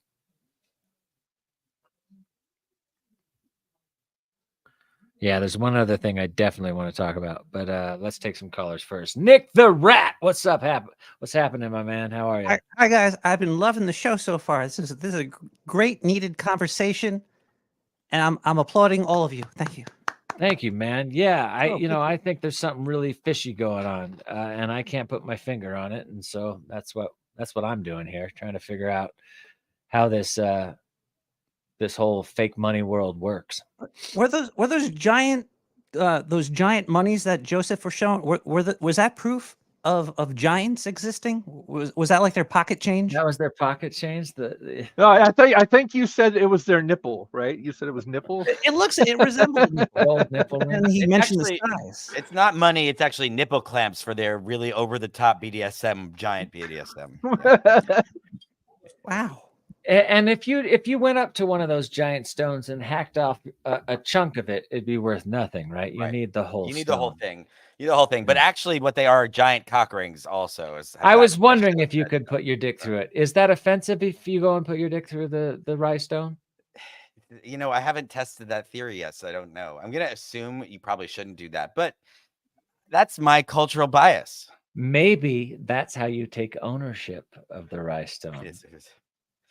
Yeah, that makes sense. That's patriarchy right at the forefront. Yeah. Nick the Rat, though, do you have a comment or a question you want to share with us? There's a really good book trilogy called the Baroque Cycle. They talk about Isaac Newton working for the banks and how they came up with how all the money and exchange and all that would work, and how people would like cut nickels down so they can make their own nickels and shit and print their own money. So there's always gonna be hacks to money and reality. And I say invest in mayonnaise. Mayonnaise will always hold value. I think that's the future of life. I said Pez. Pez is where it's at. Pez, mayonnaise, no I doubt. have Pez's around. Beef jerky, Beanie Babies. Beanie Babies. They were big, but man, we had the whole Beanie Baby crash. Yeah. No one saw that coming. I keep forgetting. I love how in prison and in the army, when they used to give out cigarettes to everyone, cigarettes became like their own sort of commodity thing. Oh, yeah. And I only really want to tell this because I have a story about my great-grandfather who was in the Greek Navy during World War II, and he actually worked as a cook, I believe. Anyway, he didn't smoke, but every week you got 20 cigarettes, I believe. And so one day his commanding officer didn't give him his cigarettes, and he was like, "Why don't you give me any cigarettes?" And he goes, "Oh, because you don't smoke them, so you don't need them." And he goes, "But I do need them. I need them to trade for other stuff. That's my cigarettes." And again, this guy was the cook. And he was very quiet and he never talked because he was probably autistic, except for these critical moments. And so I'm telling you this story because the commanding officer didn't want to give him back his cigarettes. So my great grandfather picked up a carving knife and chased him around the galley and out into this. And so he got his cigarettes. There is another common currency in prison as well. It's called dick. Oh yeah, I think about this all the time, and not that I want to go to prison, but I would probably do quite well there, right? You might be a wealthy man in prison. Yeah, you look like a wealthy man in prison. This show is disgusting. I'm out of here. There goes Nick the Rat. He's gone. You'd be satisfied at least. Well, hey, look at me. I'd be a prison king as far as the money goes. Yeah. Well, yeah, that's the problem. Yeah. I would but I would do well in prison. My butt might hurt. Katie, what's up? Katie's Corner this week focuses on the Salem witch trials. Oh, cool. If you hop over to dangerousthoughts.show and check out Katie's Corner, she wrote a bunch about the Salem witch trials this week. Her blog is amazing. Katie's Corner is awesome. And at dangerousthoughts.show, you can also buy yourself a Dangerous Thoughts mug. And in the coming weeks, we'll have t-shirts, Dangerous Thoughts stickers, Click Tight merch, all sorts of stuff to support the program. So check into dangerousthoughts.show. And if you just want to help us become a better show, you can donate directly at dangerousthoughtshow@gmail.com on PayPal. Katie, what's happening? Not much really. My blog is this week. It's the second in a trilogy for the witch trials. I've already done the UK witch trials. This week is over to America, but then next week I'll be going back over to Europe. Did any of those witch trials have anything to do with money and not? Oh God, yeah. Oh God, yeah. A lot. Now I'll be talking about this in 2 weeks when I give my own thoughts in my blog. But a lot of the accusations of witchcraft, especially surrounding Salem, they just wanted to take these women's shit, right? Basically, yeah. People would accuse other people just so they could get one up on them, get revenge for any disputes they were having, but also to basically gain more wealth, gain more money, to take their land. And it's a big way that police in the modern day fund themselves, by just taking people's crap. Coming up with, some kind of law that they broke and taking their stuff. Happens a lot when people's wives or husbands die. They come in and claim that the husband or the wife murdered, and then they take all the land and the wealth if they can. That's so sick. Yeah, it is. But it happens a lot more than people think. Pretty common, actually. Happened to Dave Hildebrand, one of our hardy har. But no, I've actually been struggling writing on the witch trials because it really upsets me, everything that happens. But once I've actually done next week's blog, the week after, I shall be having a damn good rant about it in my blog. We have a lot of witches on Dangerous Thoughts. My heterosexual life mate is a witch. You're a witch. Joseph is a male witch. My first Halloween costume ever was I was a warlock, because I had to gender my witchdom. Who didn't like Uncle Arthur, though? The first gay warlock. Loved him. Uncle Arthur? Is that Paul from Lint on Bewitched? Bewitched, yeah. I have a Bewitched coaster somewhere around here. God darn it. I love Bewitched. Me too. Talking about money, Bewitched coasters. There we go. Oh, that Paul should be the Lint currency that he was my favorite. The world. Samantha. The way he would talk. He was very gay. Love him. Yeah, he was. Is it Paul Lint? Who plays it? Is it Paul Lint? Yeah. Paul Lint. Why was it everybody in Bewitched was just sexy? Right. When she twinkled her nose when I was a kid, I was like Dick sick. Sargent was his name was Dick Sargent. Dick Sargent. But he was gay. Sargent. He was gay. He died of AIDS, I believe. Well, you can't be named Dick Sargent. I was just gonna say. Even if he wasn't gay, he was converted. He was the second one, but Dick York was the first. They were both named Dick. That's a name, a name they've retired. Dick. Yeah. They don't really. It's one of those things that they haven't really explained, like Peggy. Like, how does Margaret end up as Peggy? Meg, Peg. It just doesn't. I like Richard. How does Richard become Dick? I have no idea. Yeah, I've always wondered that as well. It just doesn't make any sense whatsoever. Richard Nixon's nickname was Tricky Dick. Because I have a weird sort of mind that puts things together. As you go from Richard to Rick, Rick sounds like Dick, and then yeah, I get it, but it's like a leap that you need to be really drunk for to accept. Yeah, it's a pretty big how leap. does Bob out of William? But it's a hell of a leap, Worf. Hell of a leap. One time, exactly how Bill, I don't know. But what? Bill. Yeah, not Bob. Bill. I can understand like screwing up V and B or V, but not P. But R and D is pretty tough too. Rick and D. One time I ate a bunch of acid, and I was running around at a rainbow gathering, and everyone that I was with was leaping these little creeks that were running through the forest. And every time we leaped the creek, we would say, "Hell of a leap, Worf, hell of a leap." Wow. And then the next person that leaped would say, "Thank you, Captain. Thank you." And this was before I was on Star Trek. And then the next year, I go right back to LA from having this shroom trip, leaping alien creeks and saying, "Hell of a leap, Worf. Hell of a leap. Thank you, Captain." And boom, I'm on Star Trek. So that's the magic of acid. I don't know where that came from. you don't have your cortical node anymore. You gave that shit away. And what did you get for it? She killed you. For what people thought it was worth. It had a monetary value of $2,800. That little nose piece with that little cortical implant. The last day I was on set, I ripped that shit right off my face. I stuck it in my pocket and I went and sold it in Germany. Wow. Really? Yeah, I pocketed that money. I feel really high just listening to that story. Are you sure you didn't buy a lot of drugs in Germany and then just do the drugs with the money? No, I pulled the nose piece off, put it in my pocket, went to Germany, sold it for $2,800. It was just a little and strip then of plastic. bought a lot of drugs.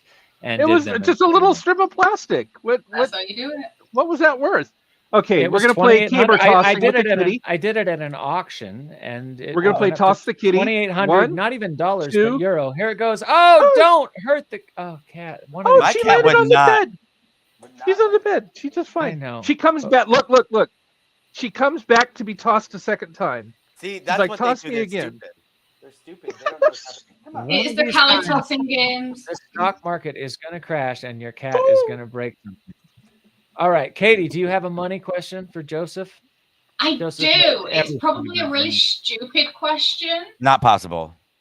But, I mean, I've always hated money and what it represents. I mean, I know, obviously, we have to have money to buy things, but I've always hated it. I've always hated the evil behind it. And I was just wondering your thoughts on if money had never existed, like at all, ever in the world, and it was only ever people working to better themselves, helping each other, rather than gaining the wealth. How do you think the world would be now without it ever existing? I mean, I honestly don't know that that's possible. I don't know that we could have ever gotten by without money existing, because I believe it was originally invented to make things more fair.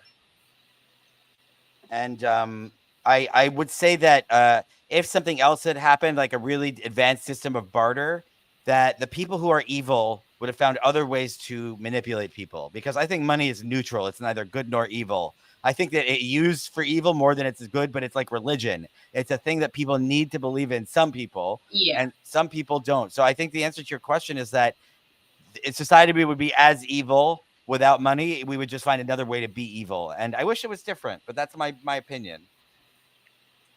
I like that. What do you guys think? I want to know how money changes your brain, and how it changes the human brain, and how being significantly wealthy changes the human brain. I want to talk about that a little bit. Look, because when I grew up, first of all, I was a super rich kid till I was 8, because my dad grew all this pot in underground grow rooms in Idaho.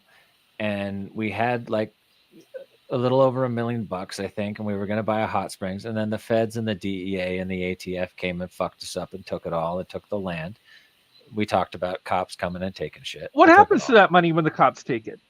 What do they do buy? with it? They buy new SUVs and guns and uniforms. Guns and uniforms. They put it in their program.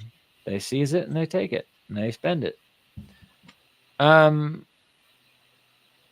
and I don't think people know that. I think people think, oh, it goes back into some good place for good use. No, they just buy new, more expensive toys to raid people even harder. It's possible for them to do better. No.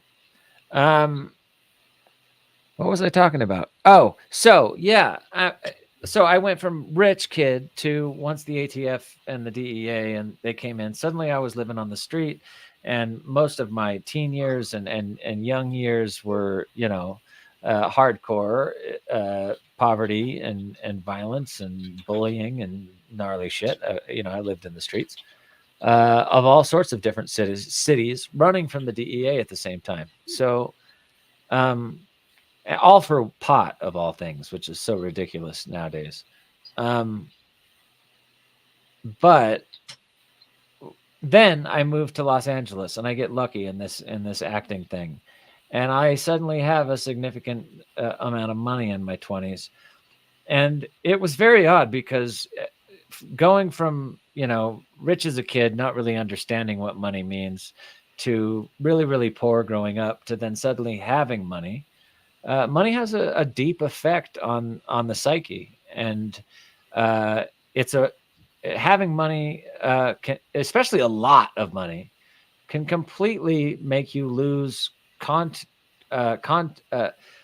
not contact, but can make you lose sight of your fellow human being and Katie's reality. Upside down. Wait, do it again. Do it again. How'd you do that? Back, Katie. And I did want to discuss money in a way that, like, I wanted to discuss the truth about that, because when I had a significant amount of money, I felt the most alone. I felt the most successful that I've been in this life. I felt the most alone. I felt the most fake love. And I found it really hard to know and meet people and trust them that they loved me for my humanity and for my person and for my personality and for my heart, soul, etc., instead of for my bank account. So I'm wondering, for somebody that has billions of dollars, how they could ever relate to anything on a normal basis.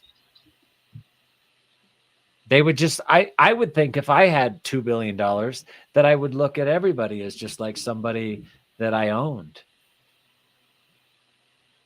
Well, that's something, oh my goodness, she's going for my microphone. Because that's the truth of the matter, right? If I had a $2 billion, most people I could just buy if I wanted to. Let's just be real. Okay.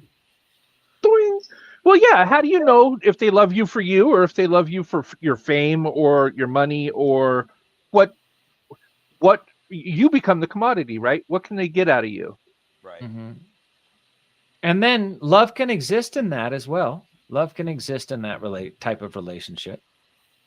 The problem is you just don't know if it's real love or if it's, what you can do for me love. But what is real love? That's a whole nother thing. Real love is millions of pounds. Does real love have to be moneyless? It has to have nothing to do. For example, I think my mother really loved me. Like, I think she would die for me. Like, that was love. I don't think that she saw me as a commodity or as, that I would, become a doctor and take care of her. It wasn't, I think that's a real kind of love. And I think spouses, if you find the right person, you have that kind of love. And then, don't you think though that like a sugar mama or a sugar daddy, or the opposite of that, like if you're a sugar daddy, don't you think you could still have a very loving relationship with your boy toy? I could have a very physical relationship for sure, but loving is a little different. Depending on the boy toy, right? If the boy toy was a person that happened to take your money but also loved you, I mean, that's possible, isn't it? Oh yeah, it's of course it's possible. It's love exists separately of money. Is it possible that you could have both? Sure it's possible. Question is, how do you know if that other person really loves you? And there are ways. I think there are ways that we connect in a way that I know if I'm truly loved or if I'm just being used, or if I'm deeply cared about but not truly loved. Like I think I think we can feel that and know this that. is my last question before I take our last caller. Where do you think decadence comes from? Why do the super rich feel a need to be decadent? Definitely comes from the gay community. We love decadence. It's us. It's us. That's your answer. I don't think that. How many pillows do you see on my bed there? How many pillows? One, P. 2, Diddy, 3, 4, P. 5, You 6, think P. 7. Diddy's gay? You think P. Diddy's gay? Yes. Because you do. Yeah, he might be. But he seems very hetero. Well, to me, at least, he seemed very heterosexual, decadent. Are we talking about Sean Combs? Is that who P. Diddy? I don't know anybody's real name anymore. Sean Puffy Combs.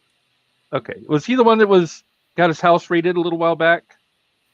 He's the one that bought all his friends and had big lavish parties and had his house raided and beat up girls and did everything that he could with all his money. And now he has no friends for real because it was all based on his wealth. That makes and sense. He was an asshole. But love is possible in that kind of relationship you described if everybody is honest at first what they're really about, and that if there's an honest exchange, and I mean really honest, then maybe a love can develop over time. But mostly it's about sex. Do you think wealth and decadence makes honesty difficult? Yeah. I think that if you want to stay in that situation, yeah. Decadence is part of wealth. And like there was a famous what's her name? Astor. What was her first name? Brooke Astor. Jacob. Oh no. No, we're talking about a woman now. This woman, Brooke Astor, was a big philanthropist because she came from a rich family, of course. And so she would go meet kids in Queens and Brooklyn who were poor, and she wore her fancy jewelry during that time. And so someone said, why would you wear fancy jewelry in front of these people? Shouldn't you like be more demure and be less flashy and less decadent? And her answer to that was, well, people are expecting that kind of me to come visit. They're not expecting someone who fakes being poor. If I was poor, then I wouldn't be there giving my money away. So I wear the jewels because that's what people expect of me. And that is something that supposedly even the Queen of England did. You know, it was expected. And to not fulfill that promise would be to break the facade. So it's all fake. But that fakeness actually changes people's brains. Like if you're a manic person, if you're bipolar and you inherit $1 million, you might have a manic episode where you spend half it right away on just cheese doodles or something, you know, like cheese doodles with diamonds or gold that you can eat. There you go. Yeah. Diamond edible diamond cheese doodles. $1,000 desserts, you know. I mean, I've heard of people spending $25,000 on like a drink that had diamonds in it. And so like, what the fuck are people doing? That's decadence. Is That's what I mean by decadence. But yeah, it is ridiculous. And you could do so much better things with that money. I think decadence is one of the sickest things that comes out of money. Dave, you're our last caller. Why don't you ask your question and then I'll wrap it up. Oh, it's a pretty simple question. As a gig worker, is saying my income can fluctuate greatly from day to day. I just like, do you have any like suggestions or ideas of ways for me to like tuck some of that away somewhere in something safe that can give some high yield for down the road, say like 6-12 months? I know it's a little different than money, but I mean, it's a serious question that's been going on through my head lately. I'm with you. And before Joseph responds, this is a very American thing. You hear about these people that bust their ass working hard jobs and they save a little and they save a little and they save a little and then they make something for themselves. So I appreciate your question. I don't have a great answer for it, but Joseph might. Well, can I I want to get to the bottom of it. Are you asking, what do you do during the times where your income is very low, is what you're saying? Well, because it changes. Maybe something like that. But it's like when I have a really great day, is saying I'm 99 days sober, so I'm not buying booze anymore. So, should I like find some like random bank account, just like put money in it, don't touch it, sort of thing, and just let the interest build up on it? Or well, if you're interested in keeping your money away from your hands, so that you stop spending it, you should look into CDs that and I can't believe I'm giving out financial advice because I'm just like a gay historian, but if you want to put your money into something where you're not allowed to touch it for 6 months to 18 months, there are a variety of CDs that almost any bank will sell you, and it would cost you a penalty to break it. So it's not like you could just transfer the money yourself overnight and do that thing. You literally can't touch it. And then they have a certain guaranteed percentage back, which is not enormous, maybe 3% at most. But I honestly don't know. 3 to 5 these days, but it's guaranteed. Municipal bonds are also a pretty safe. I mean, nothing's 1,000%, but I mean, it's municipal bonds is a good way. And I think there's also federal bonds, right? Not just municipal, but there's federal bonds. There's treasury bills. Treasury bills, yeah. So there, I mean, you don't have to like invest in something risky. That's what I'm saying. Here's where we're all decadent as Americans, or at least a lot of us. I won't say all because that's so black and white, but a lot of us are decadent in the fact that a lot of us have a little extra money every now and then. And instead of saving it or doing something smart with it, we do something dumb with it, like buy a new TV or video game system or 2 boxes of Pez. So yeah, I mean, I would go along with Joseph to say that anytime you have a little extra money to put away, put it in a CD and just watch it grow. And at the very least, if you run into some roadblock where there's a big bill, you'll be able to cover that.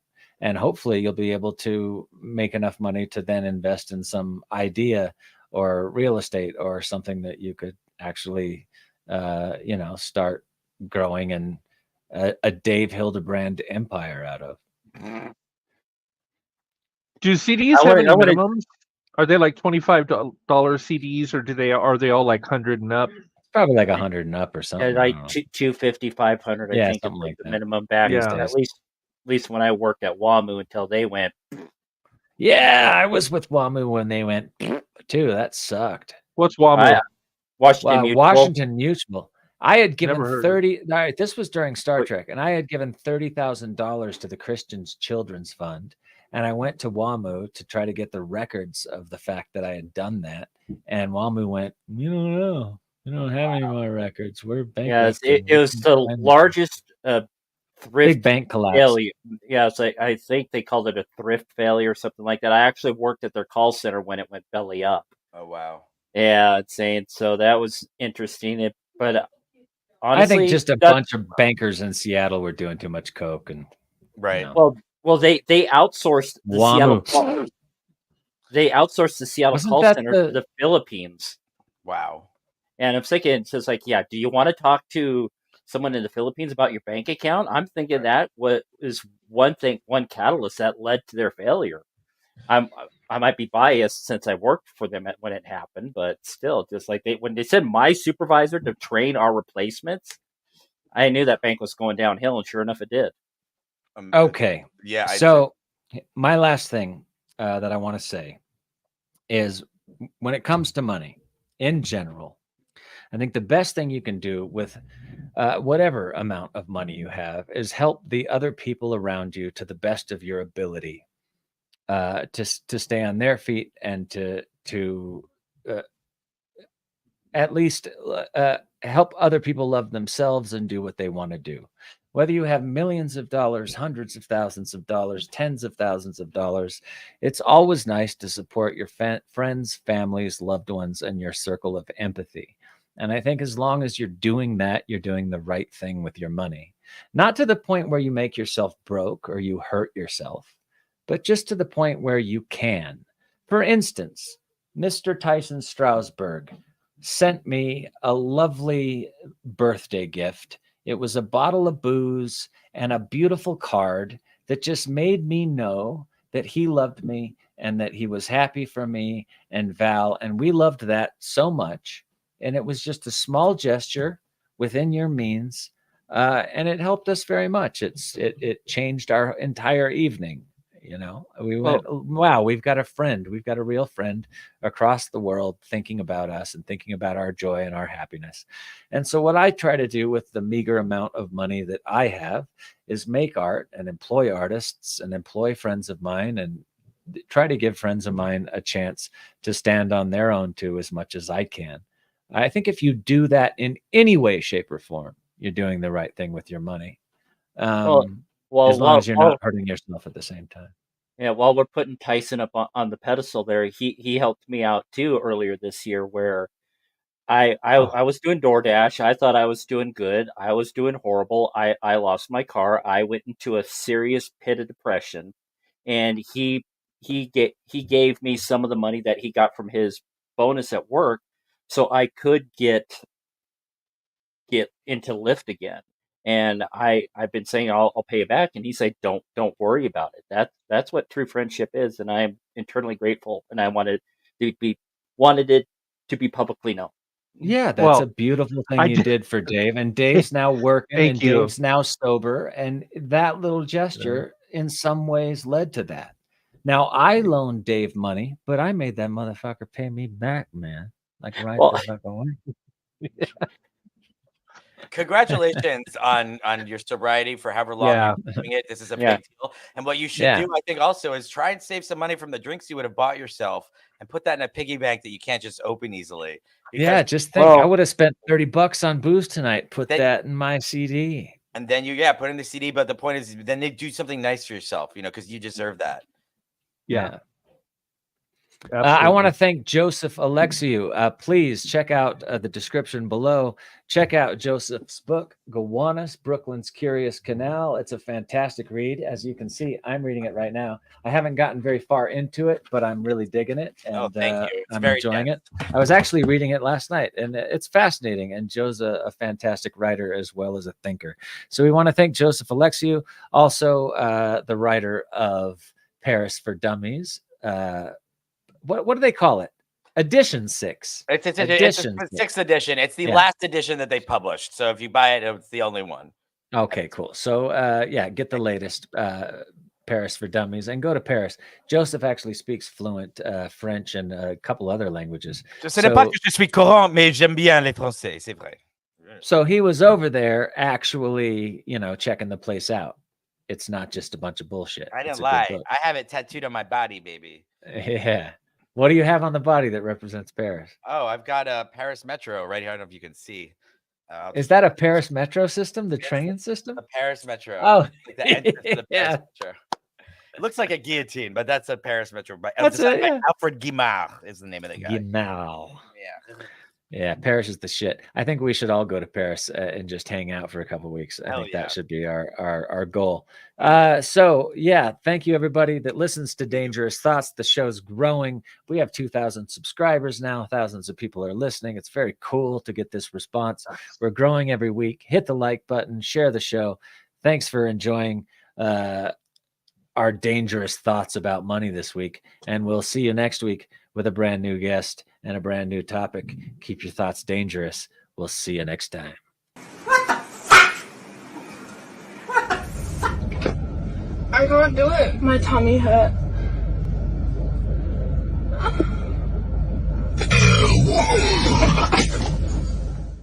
Nah, what? Hold on. Nah, they killing the Nah, no way they gotta kill this bitch. Yo!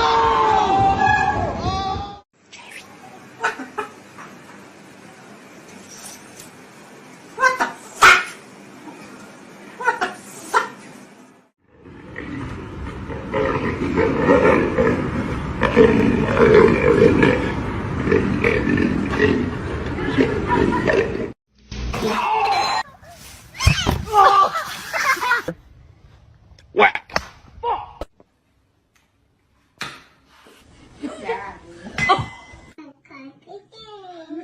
If the flower was made like a paste, then it would go on everything. So.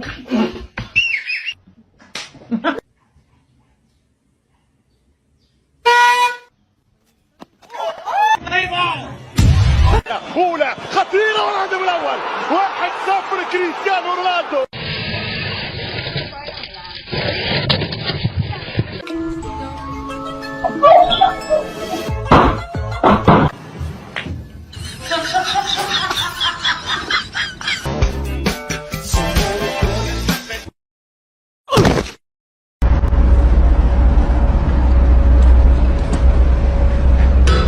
Take it to him, ruin they motive. motivation to survive. Our side is like a jungle, hold the rest of a nation. You couldn't hold me like a tongue, your knee collapse in the waist. Hey, gorilla hearted, I be in my chest to stay alive. Take it to 'em. Ruin their motivation to survive. Our side is like a jungle, hold the rest of a nation. You couldn't hold me like a tongue, your knee collapse in the waist. Hey, gorilla hearted, I be in my chest to stay alive. Hey.